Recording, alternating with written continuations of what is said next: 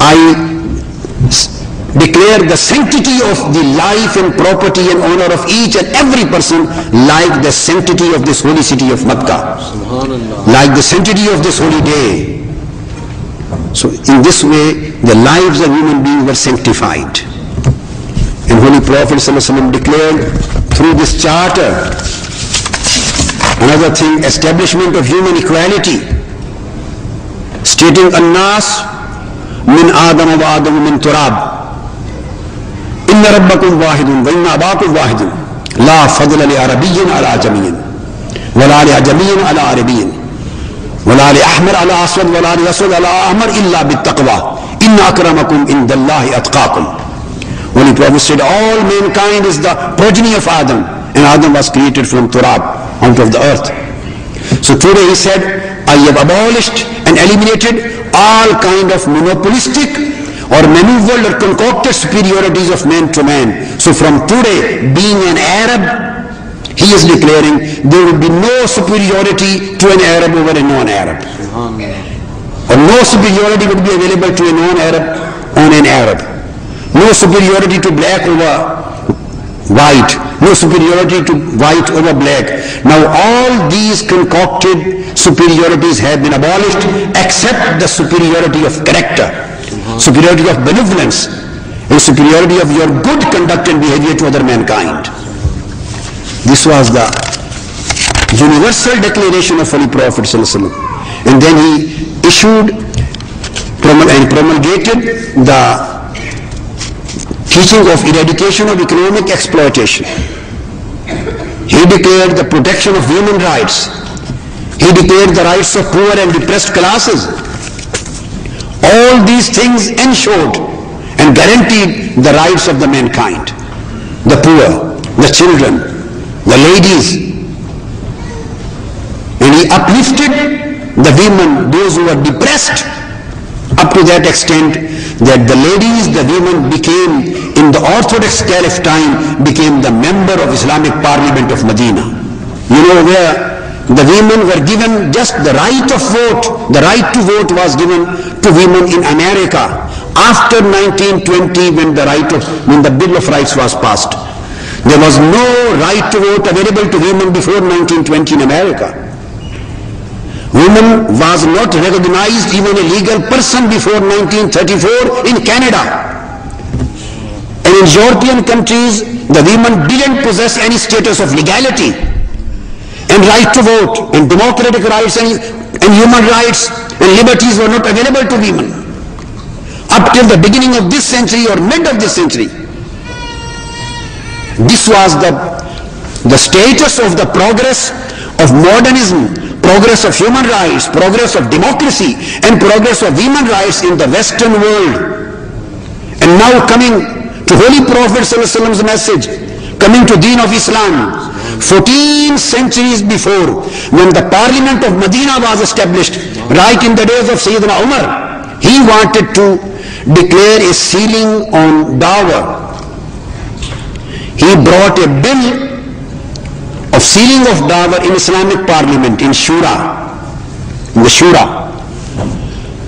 And a woman stood up. She stood up and she criticized and objected on that bill, saying that Umar, Almighty Allah has not put any limit on dawah. Who are you and where you have got the authority to limit it? Since the woman stood up in the Parliament, she was a member of Parliament. Sayyidina Umar asked that lady, the member of Parliament, where did you get this inference from? She quoted the Quranic verse, in ataitu min da'una qintara. That Almighty Allah uses these words in connection of dawah. So how can you limit it?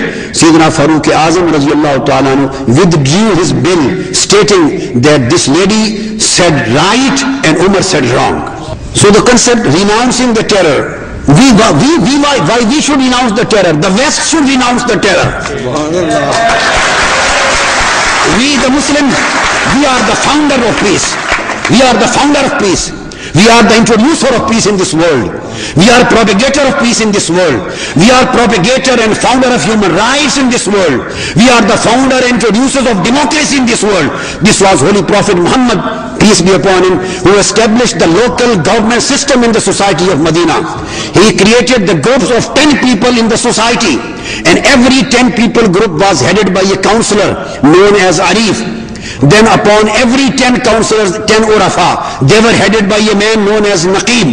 And every Naqib heading 100 people in society of Medina was the member of the assembly of Prophet Muhammad. Subhanallah, subhanallah. This was how Holy Prophet transferred democracy from top to bottom, and he took up the democracy from the ground up to the top level.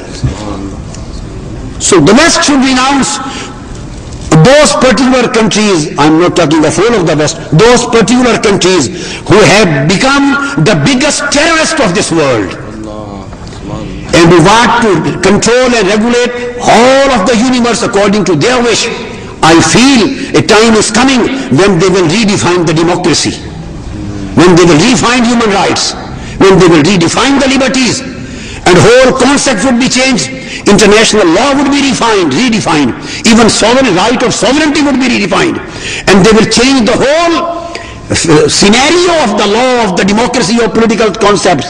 And everything would be they will try to put according to their own wish in order to establish the monopolar world in this whole universe. Now coming to the concept, the same concept, the peace and terrorism, I would like to explain this in the light of jihad also. So that all possible confusion should be removed. This world is very popular among Muslims and non-Muslims. And unfortunately, on both sides, the misunderstandings are being created.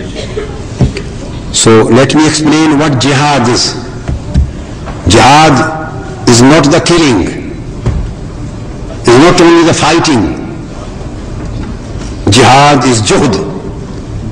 Jihad means a struggle. For what? For betterment, for the good, for uplift of humanity, for elimination of oppression, for introduction of equality, justice and peace in the world. This is what jihad means for. And there are kinds and categories of jihad in Islam. And the first and the best category of jihad is jihadun nafs. I will say the first and the best, the highest in status is jihadun nafs. Holy Prophet stated, Al-Mujahidu man jahada nafsahu lillah. Jihad, the best jihad is who fights against the wrong propensities of his nafs. In Islam, this jihad bin nafs means struggle for self-purification. And Islam is not for elimination. Islam is for organization. The propensities, sexual propensity, material greediness, lust of power, other impure wishes, زُيِّنَ لِلنَّاسِ حُبُّ الشَّهْوَاتِ مِنَ النِّسَاءِ وَالْبَنِينَ وَالْقَنَاطِيرِ الْمُقَنطَرَةِ مِنَ الذَّهَبِ وَالْفِضَّةِ إِلَى آخِرِ الْآيَةِ. All these propensities and tendencies, they have been ingrained in human actual nature. Islam is not in favor of eliminating and outrooting them. No, Islam doesn't eliminate it. Islam organizes them, gives a discipline, and wants to bring all these propensities under a disciplined manner. So this process which provides discipline to these propensities is known as tazkiyah, self-purification. And this tazkiyah is jihadun nafs. And the best way of tazkiyah is remembrance of Almighty Allah, zikrullah is the best way of tazkiyah.